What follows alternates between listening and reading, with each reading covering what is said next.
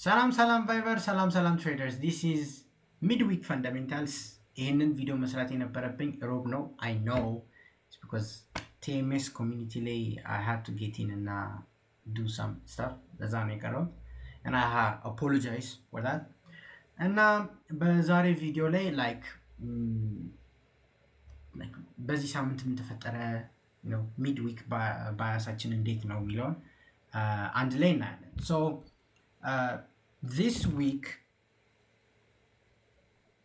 የኤርኒንግስ ዊክ ነው የስቶክ ማርኬት ዋይስ እንመለከት እና ቲኤምኤስ ኮሚኒቲ ላይ ያወራው ነበረ። የትናንትና የናስዳክ ፕራይስ ሙቭመንት በጣም ኢሮቲክ ነበር ቱ አፕሳይድ፣ ግን ቴስላ ኤርኒንጉን በጥሩ ቢያሳውቅም ሪትሬስመንት ነበረ። ባይ ሩመር ሴል ኒውስ አክቲቪቲ እንደሚሆን ፕሪዲክት እያደረግን ነበረ እንደ ጥያቄ ቢመጣም እዛ ስናወራ that was the major movement በናስዳክ የተፈጠረው። but geopolitical side ስንመለከት there was no clear thing even መጥፎ እዚህ ጋር እንደምትመለከቱት for the week ያው gold is trading downwards እና ኤዥያን ሴሽን ላይ ሜጀር ኤክስፓንሽን ሙቮችን እያየን ነው።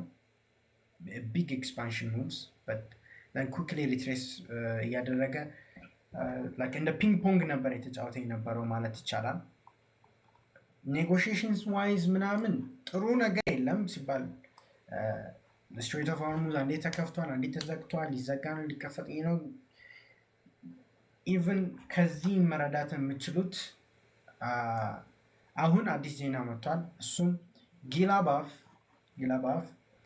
የኢራን ስፒከር ነው፣ የፓርላመንቱን ወክሎ የሚያወራ እና በኔጎሽዬሽን ላይ ሊዲንግ ፍሮንት ያለው ሰው ነው። እሱ ብቻ አይደለም he is the main like ሊብራል ነው ተብሎ ይታሰባል። ወደ ፒስ እንዲያመሩ ያደርጋል ተብሎ ይታሰባል።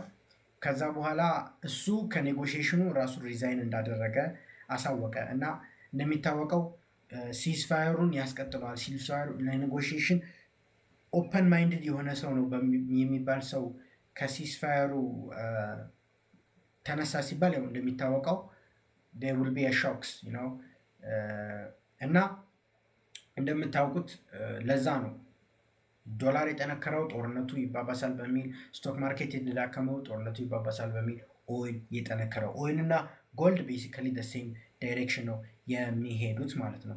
ነገር ግን ይሄ ኒውስ ሶርስ ያመጣው የእስራኤል ቻናል 12 ነው፣ ናሽናል 12 ኒውስ። I mean they tell the truth፣ ግን ያው ፕሮፓጋንዳቸውንም እስራኤል ኒውስ ከዛ ነው የሚያቀርበው። ከጊላባፍ ምንም አይነት ቬሪፊኬሽን አልመጣም።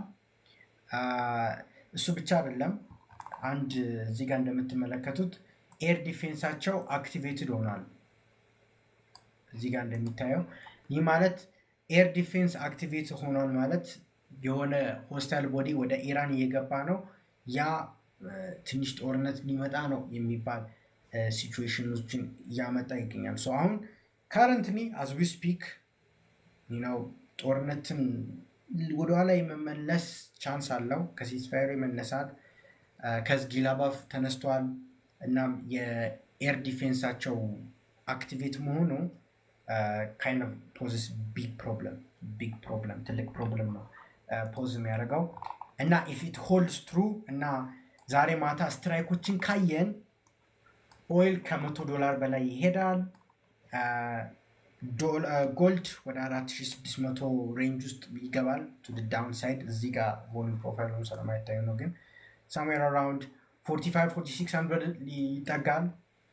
ስቶክ ማርኬት ኦል ታይም ሃይ ያስመዘገበውን በሙሉ ይመልሳል። ኦይልም ወደ ጥሩ $100 per barrel ትሬድ መደረግ ይጀምራል። but if only they ስትራይክ መደራረጋቸውን ከጀመሩ ስፔሻሊ አሜሪካ እና ኢራን። so this could be just a headline ሊሆን ብቻ ይችላል፣ we don't know። so ከዚህ በኋላ ያለው ዲቨሎፕመንት እንትን ይላል። so ከዚህ በፊት የተፈጠሩትን ነገሮች በሙሉ ባወራም it's gonna be pretty unnecessary። it's completely unnecessary። ከጦርነት በፊት I mean እስከዛሬ ሰኞ ይሄን አደረጉ፣ ማክሰኞ ይሄን አደረጉ። ኢትስ ኮምፕሊትሊ አነሰሰሪ። ኢትስ ኦል አባውት ፊውቸር። የፊውቸር ሄድላይንን የተከተለ ያለ ማርኬት የፓስት ሄድላይንን ብዙ ዲስከስ ማድረግ እንትን አይልም።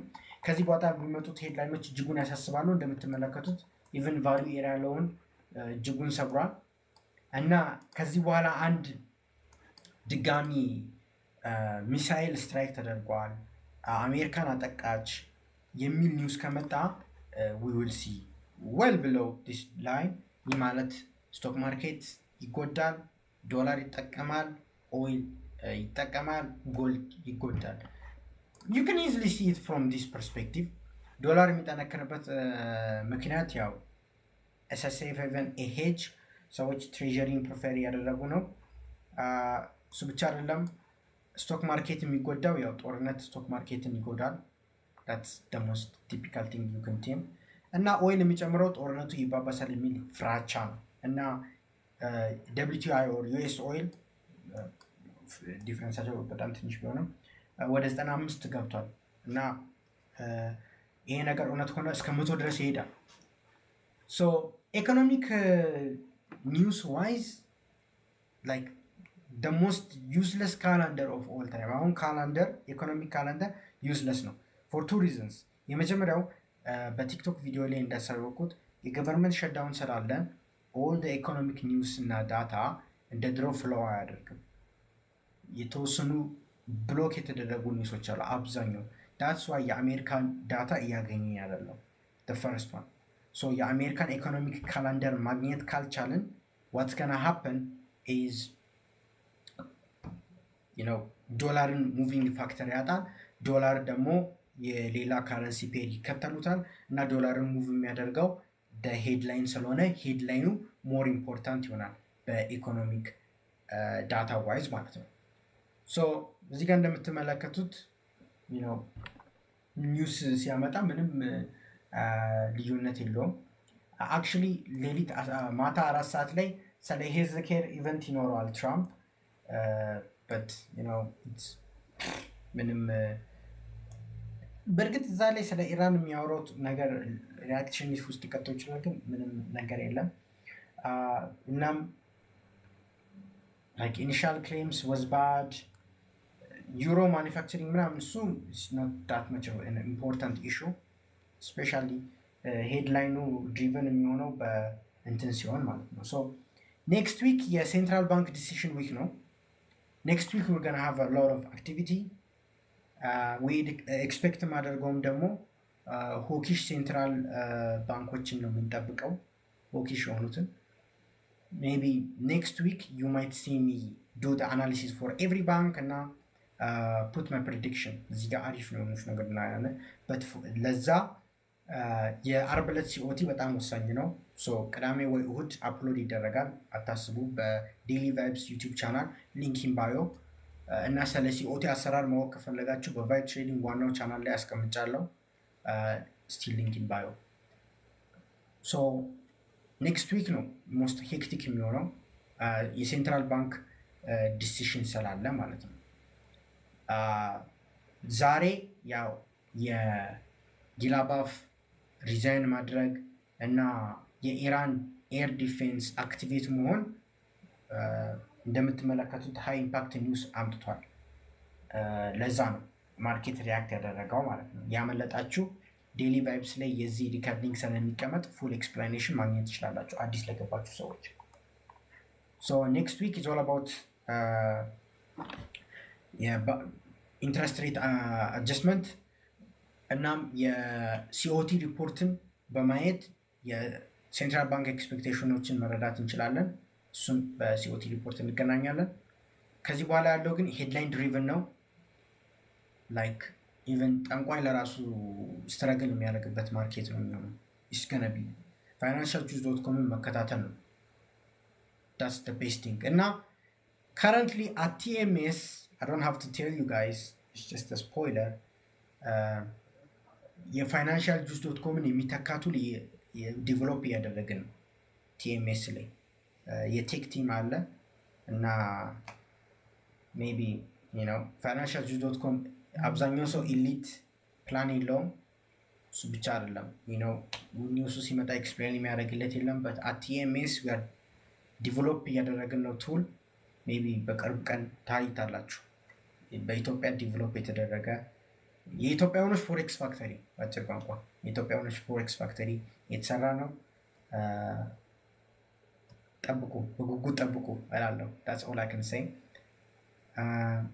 ኦኬ አዲስ ዜና መጥቷል። ኢራን አራጋቺ፣ ይሄን ቅድም የነገርኳቸው አራጋቺ ምለው ከጊልባፍ ጋር በጣም ትልቅ ሰው ነው። ይሄ ኦራ ያለው ሰው ነው። ፌለር ኦፍ ኢዝራኤል አታክ ሾው ኢራን ዩኒቲ ኮኦርዲኔቲንግ።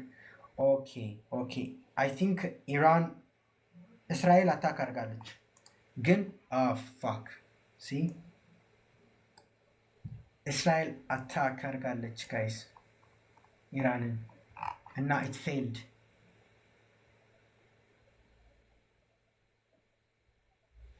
ፋክ that's why sorry for my language።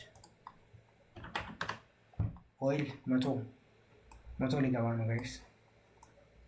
this is live I think እስራኤል ድጋሚ ስትራይክ ማድረግ ጀምራለች። so I think the war has started. I expect በጣም biggest drop on S&P 500 especially Nasdaq because this thing ከ7000 መውረድ አለበት። this is too much inflated፣ በጣም inflated እና I will be happy to see the range 6900 6700 yeah. I think it's not official ሲባል ማንም ስትራይክ የሞተ ሰው አይመስልም። የእስራኤል አታክ ፌል መሆኑ ነው የሚታወቀው። that's the only thing እንትን ነው። ግን ጦርነቱ የጀመረ ይመስላል። so prepare yourselves guys, prepare yourselves. oh my god, this thing is crazy. so ከዚህ በኋላ ያለውን we will see probably at COT report analysis ላይ አንድ ላይ እናያለን። make sure to subscribe.